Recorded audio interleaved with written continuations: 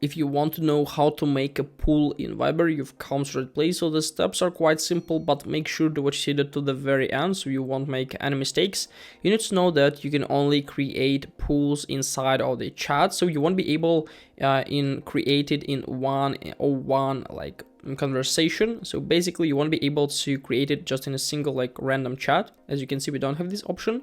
But if you open our group or our group chat, you can name it as you want, and we can click on more in the right bottom corner, the last icon, and we'll come to this page. And as you can see, we have the option to create a pool. So I'm going to click on create a pool, and after that we can easily add a question, for example 2 plus 2, and we can add some options to like answer 3, 4.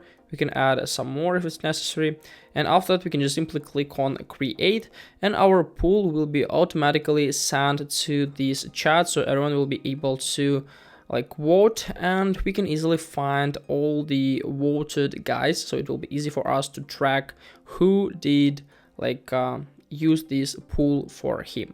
Hope this video helped you out. Leave a like, subscribe, goodbye.